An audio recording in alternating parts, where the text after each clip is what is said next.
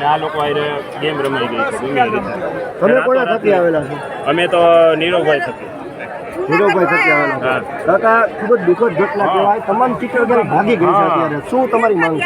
અમારી માંગ એ છે કે જે પૈસા લઈ ગયા છે એ તરત આપી જવા જોઈએ. ગરીબ માણસને દીકરી છે, વ્યક્તિ ઉછીના લઈને આવ્યા છે, વ્યાજે લઈને આવ્યા છે, તો અત્યારે પાછી જઈને હું અત્યારે મરવા જેવી સંજોગો આવી જાય. કેટલા રૂપિયાની ઉઘરાણી કરવામાં આવી? એક 28 યુગલો એ 30,000 રૂપિયા લીધા.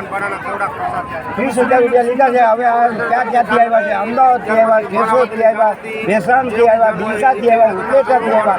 તો આ એક પાસેથી ઉછીના લઈ અને પરિણામ આવ્યા અને યુગલો જોઈને ક્યારે ભાગી જાય કોઈને ખબર નથી. સુવિધા છે નહીં કોઈ પ્રકારની. નાના છોકરાઓ છે એને શું કરું?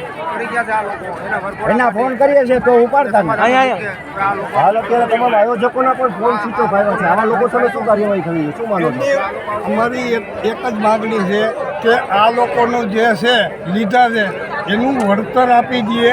બીજા નંબરમાં કે ભવિષ્યમાં આ જ્ઞાતિની માફી માગે જાહેરમાં કે ભાઈ અમે આ જે ખોટું કરી રહ્યા છે અમને ઈશ્વર એનો ન્યાય આપે એવી સમજાય કે સદબુદ્ધિ ભગવાન આપે એ રીતે એનો કરો. બાકી આને છે ને સીપી સાહેબને કલેક્ટર સાહેબને કે બધાએ રજૂઆત કરવાની તો આ ભવિષ્યમાં આ બીજા પગલાં ન ભરી શકે. હાલ જે દીકરીના પિતા છે તે આપણી સાથે જોડાયા છે. ખાસ અત્યારે જે સમગ્ર ઘટના બની છે આ ઘટના વિશે આપ શું કહેશો? ઘટનામાં સાહેબ એવું છે અમને સવારે 5 વાગે આ લોકોએ બોલાવી લીધા છે. અમે તો 500 કિલોમીટર કાપીને પહોંચ્યા છીએ. એટલે માનો કે રાતના 9 વાગ્યાના નીકળ્યા હતા. ક્યાં ગામથી આપ આવો છો? અમે છોટા ઉદેપુરથી આવી છે મેરેજ કરવા, લગ્ન કરવા છોકરાને લઈને છોટા ઉદેપુરથી અમે આવ્યા છીએ. 500 કિલોમીટર કાપીને નથી જમવાની, નથી નાસ્તાની કોઈ વ્યવસ્થા જ નથી. અને આ લોકોએ 40-50 હજાર રૂપિયા એક જણા પાસેથી લીધા છે. અને આ લગભગ નહીં સાહેબ 1.5 કરોડ રૂપિયાનું આ લોકોએ કૌભાંડ કર્યું છે કે દાતાબાથી પૈસા લીધા છે. અહીંયા કોઈ વ્યવસ્થા કરી નથી. એમાં ખાસ કરીને જે દિલીપ ગોહેલ છે એને લોકો અમે જે લોકોને પૈસા આપ્યા છે દિલીપ ગોહેલને, દિલીપભાઈને, એ લોકોએ આયા કોઈ ફરકા જ નથી. પૈસા લઈને એ લોકો એને ઘરે વહી ગયા છે સીધા. અરે સાહેબ જો આવું જ કરવાનું હતું તો કાલ રાતે અમને 9 વાગે ના પાડ્યો તો અમે 500 કિલોમીટર કાપીને ન હોત ને સાહેબ.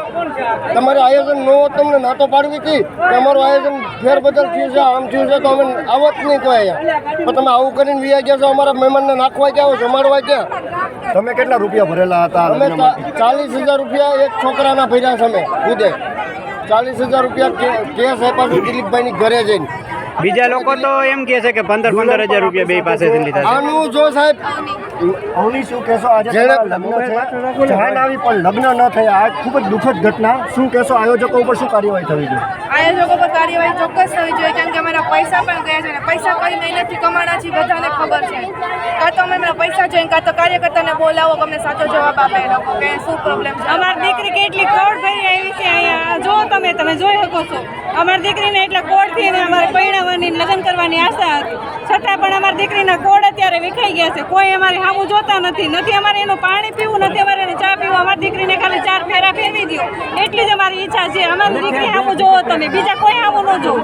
દીકરીઓ આ જેટલી દીકરીઓ આવી છે ને એટલી દીકરીઓને તમે 4 ફેરા ફેરવી એને સાસરે વળાવી દો. બીજું કાંઈ નહીં ને. તમારું અમારે જમવું નથી, પાણી નથી પીવું. બસ અમારી દીકરી સામું જોવો. આ કોડ ભરી ગયા તમે કર્યો છે આજે? કારણ કે તમારી આંખમાં પણ આંસુ છે અત્યારે. સાહેબ મારો નિર્ણય એવો છે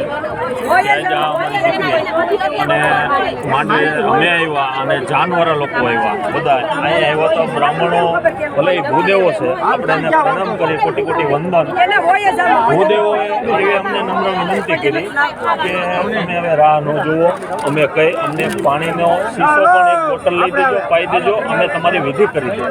તો પણ એમ કીધું કે વિધિનો કોઈ પણ સામાન નથી અહીંયા. તો તમને આ લોકોએ શું કીધું હતું? એટલે અમે એવું નક્કી કર્યું કે આ લોકોએ અમને 208 આઈટમ ને 208 આઈટમ અમે આપશું કરિયાવરની અંદર. કાંઈ વાંધો નહીં, કરિયાવર ન હોય તો પણ આયોજક ખુદ અહીંયા કોઈ દેખાતું નથી. રસોડા 50 માણસના અહીંયા તમારે જમણવારની વ્યવસ્થા થઈ જશે. અમે લોકો તમને 5 આવશું, 50ની વધારે તમે ન લઈ આવતા.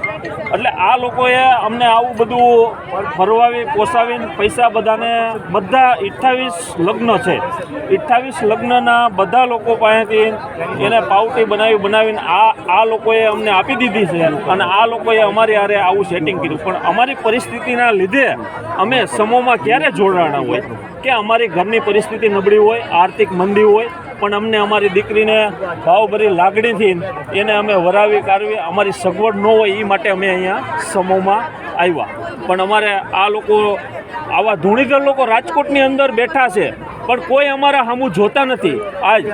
આ સમૂહ લગ્નની આયોજનની અંદર કે આમાં ભાઈ અમે સમજી છીએ, અમને નથી કોઈ કાયદા કાનૂનની ખબર પડતી કે નથી કોઈ વસ્તુ કે આનું અમે જે લોકોને કહીશું તમે પત્રકાર લોકો, મીડિયા લોકો, તમે અમારું સારું કરો છો કે સમાજને જાણ થાય કે આવા લોકો જે લુચ્ચા લફંગા છે એ હવે આવી ઘટના બનવી ન જોઈએ. પણ અત્યારે આ પરિસ્થિતિના લીધે બહુ અમારે બેનું દીકરીઓ એટલું પણ હવે અમે સજા થવી જોઈએ આ દરિંદાઓને? સજા અમે એવું કહીશું કે કાયદો કાયદાનું કામ કરશે એને અમને એવી આશા અપેક્ષા લઈને અમે બેઠા છીએ. હવે શું એક બાપ તરીકે નિર્ણય કર્યો છે?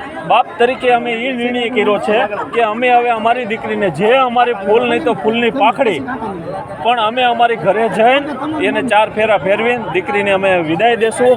પણ અમારું હૈયું અત્યારે એટલું કપાણું છે ભાઈ, પણ હૈયું કપાણું છે. એક બાપની વેદના ન્યૂઝ કેપિટલ સમક્ષ એમને